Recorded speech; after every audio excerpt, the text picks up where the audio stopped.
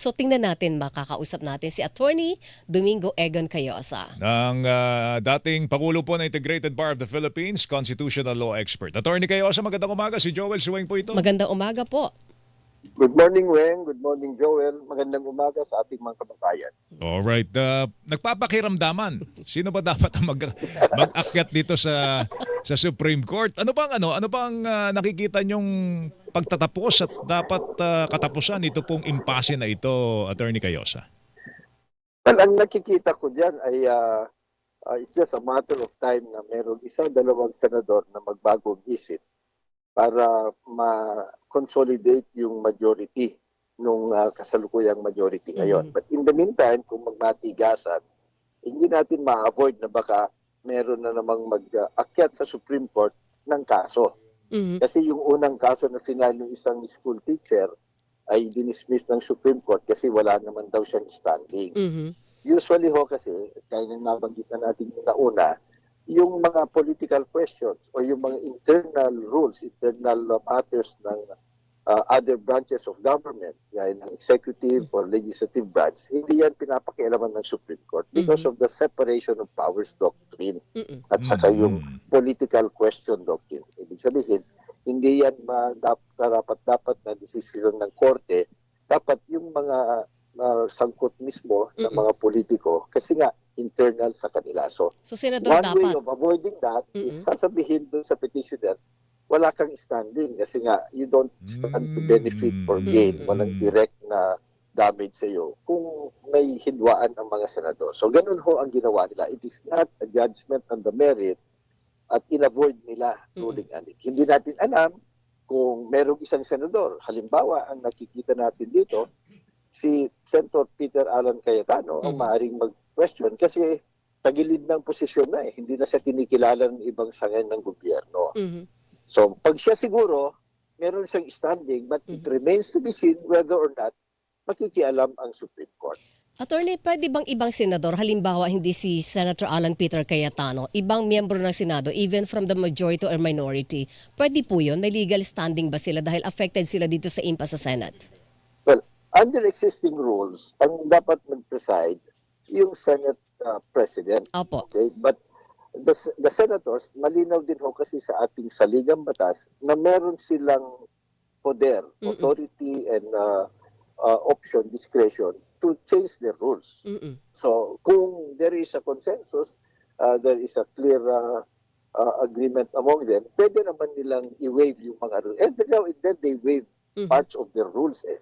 So hindi rin yan pwedeng pakialaman ng Supreme Court kasi internal na yan sa Senado. Okay. So siguro tanong natin, Weng, kung one of the parties involved ang nag-akyat dito sa Supreme Court, humingi na ng intervention sa Supreme Court, ano ang nakikita po ninyong postura ng Supreme Court dito? Sasabihin na lang ng Supreme Court, teka, sandali, hindi kami makikialam, kayo na Ayusin nyo mag-resolve yan. nito.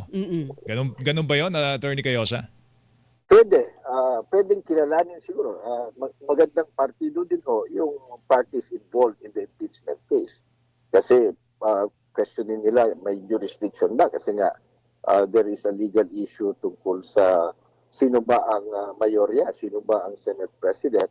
So maaaring may standing but we are not too sure na ang Supreme Court makikialam na naman. Kasi napaso na rin sila nung unang pakikialam nila eh. Di ba? Binatikos yan ng halos lahat ng mga legal experts. Yes. Kasama na yung mga retired justices ng Supreme Court na judicial overreach. Ito yung sa impeachment sa House of Representatives they've issue. learned the lesson at ang hinihingi na lang natin sa kanila, regardless kung anong decision nila, yung mabilis na aksyonan gaya ng ginawa nito sa petisyon. Kasi notorious din kasi ang ating korte na mabagal umaksyon eh. Oh, totoo Mga yan. tapos na yung sigalot, tapos ang kontrobersiya, hindi pa nila nare-resolve. So we see an improvement dito sa nangyari dito sa unang petisyon. Yung susunod, hindi natin alam, but maganda na napag-uusapan para the Supreme Court will also realize we are watching them and we're holding them accountable. Kasi dapat katulong sila sa paglilinaw eh. Hindi yung pwedeng avoid na lang sila ng avoid. Pero sa puntong ito, ang sinasabi niyo, Attorney Cayosa, ang pinakamadali paraan para ma-resolve yung issue sa Senate kapag may tumalo na kahit isa. Para magkaroon ng clear na 13 yung kabila. Oo. Sa katunayan niya, merong legal argument si Justice Carpio na meron ng majority kasi nga yung isa, tama naman siya kung babasahin natin yung anti-graft law at saka plunder law, pag nakasuhan ka, suspended ka eh. So hindi ka dapat kabilang sa boto. But these are new matters, hindi pa ito na-desisyonan, bago lang lumabas mga ganito. So necessarily, i-resolve din ng Supreme Court yung mga ganyan. But in the meantime, mas sa tingin ko, mas mabilis yan eh. Matter of days siguro, baka may babalik yan sa mga yan. Pero meron... Titignan nila dito talaga sana, hindi na sana abot ng Supreme Court, kung tignan lang nila ano ba talaga ang kanilang function, ano bang pabuti para sa bayan. ano lang, attorney, kasi medyo hindi ba malinaw yung Avellino case? Kasi Ang di ba, linaw nga nun eh. Ang linaw nga nun. Ginugulo lang nila. Di ba? That's the irony din eh. Na, naglipa na ang trolls, naglipa na ang fake fake news. Propaganda ang nananaig eh. Kaya nga maganda na kayo na legitimate mainstream media na may journalistic ethics, i-discuss po ninyo. Kasi kasama sa kalituhan ng ating mga kababayan, yung mga fake news, mga trolls, mga propagandists. Okay. 'Di ba normally attorney kayo sa namamagitan na ang nagdedesisyon o nanghihimasok ang Korte Suprema pag may tinatawag na abuse of discretion kahit pa sa isang tanggapan o institusyon na may separation of powers ito. Halimbawa doon sa Senate, ka-level niya ito pagdating sa pagiging sangay ng gobyerno, pero pag may abuse of discretion, pwede siyang magdesisyon. Ito bang nangyayari sa Senado, Alan Peter Cayetano versus Gatchalian? Wala pa tayong nakikitang abuse of discretion dito. Sa aking pagtingin ho, wala. Kasi ang ibig sabihin ho, tama kayo, the Supreme Court can only come into the picture dun sa other branches of government if there is grave abuse of discretion. Hindi lang abuse of discretion. Grave abuse of discretion. May technical, may legal meaning po yan. Ibig sabihin yan, yung ginagawa nung sinasagdal o kino-complain na tao o ahensya, walang kabase-basehan sa batas.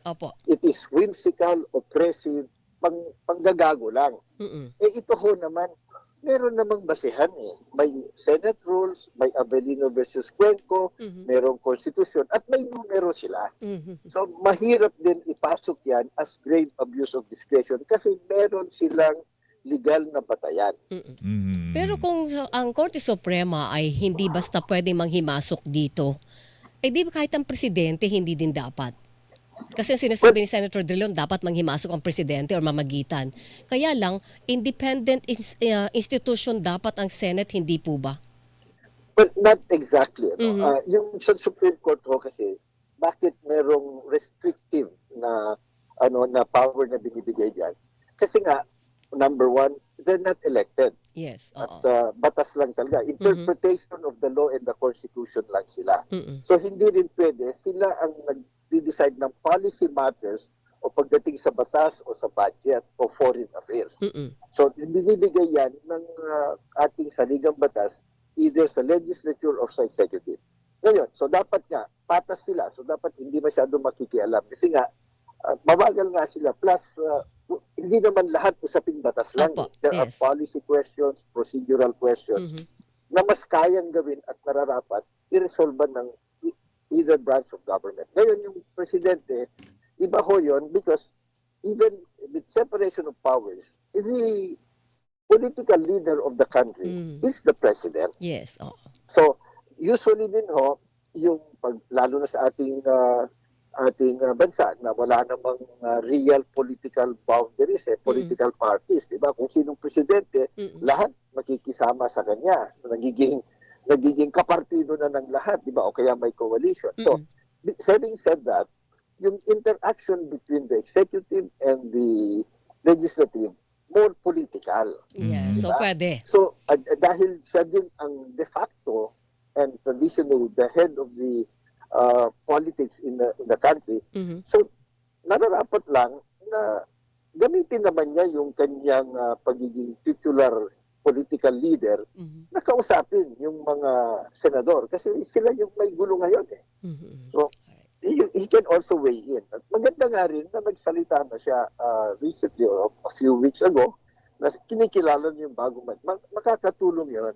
Kasi hindi rin pwede yung style na bahala kayo dyan, basta ako dito lang ako. Mm. He is the political leader, and that's the reality. Even if he's the chief executive, he still is closely connected with the legislative branch and all the other politicians at the local level. Ang sabi ho ni Presidente, ayusin muna nila yung kanilang affairs bago tayo Magpatawag ng special session. Oo. Hindi ba kaya ibig sabihin nung ayusin muna nila ang kanilang affairs, naghihintay pa sila ng dalawang bilang? Oo.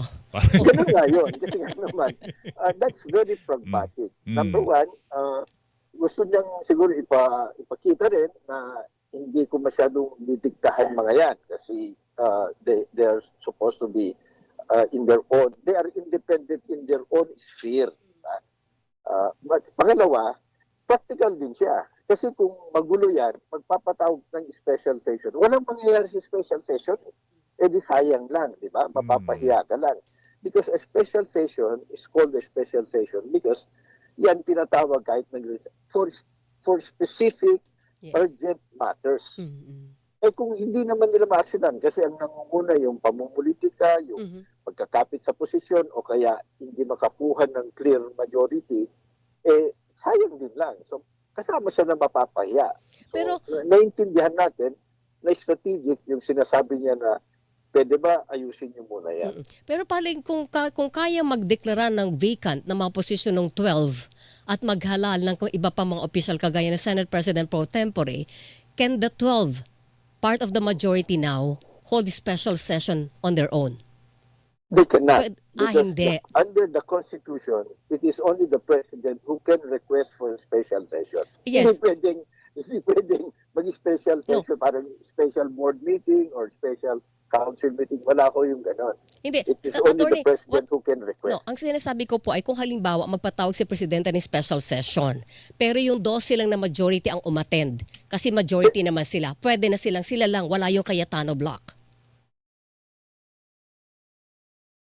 Valid yun. But Valid. of course, if you're the President, gusto mo rin na malinaw yung mandato nung kausap mo. Diba? Kasi yung special session, nagre-request ang Presidente na tugunan, ng batas, yung special reason once. Okay. So, gusto rin clear yung mandato para hindi naman umulan na lahat yan ng mga kaso sa Supreme Court, magkakaroon ng obstacles sa implementation, fix the work of the President. So gusto niya solid ang legal grounds niya. So, naiintindihan natin, it is wise for him to take that position. May habol lang akong question Sige. kay Attorney Cayosa. Attorney Cayosa, kasi sa Senate ngayon, di ba may paparating na impeachment trial? Pero pinag-aaralan ngayon ng majority kung pwedeng ilipat ni Acting Senate President Sherwin Gatchalian yung pagiging presiding officer sa impeachment trial sa isang senador Na abogado. kasi he himself ay hindi po abogado. Pwede po ba yun? I said, hindi ho yan. Ngayon, ang pagbabasahan ng yan, hindi na yung rules ng Senate as a legislative body. It will be the rules of impeachment ng Senado. So ngayon, quiet yan. Ang nakalagay doon, Senate President. Correct. But then, the impeachment court also, as a Senate and as an impeachment court, has the discretion to amend or suspend its rules to accommodate one or the other special circumstance. So kailangan lang amyendahan yung impeachment rules. They just need to get a majority vote on that. Kasi yung lahat naman ng decision ng impeachment court, majority vote, except yung conviction. You have to get 2/3 vote. That's a constitutional requirement. All others, mga motions, mga change of rules, suspension of rules, or change of presiding officer, Pwedeng majority baguhin yan. vote lang yan. Pwedeng baguhin. Yun. Alright. Sige. Attorney Cayosa, salamat sa oras. Sir, thank Mag-ingat you. ka. Thank Good you. morning. Morning to you. Maraming salamat. Magandang umaga po sa lahat.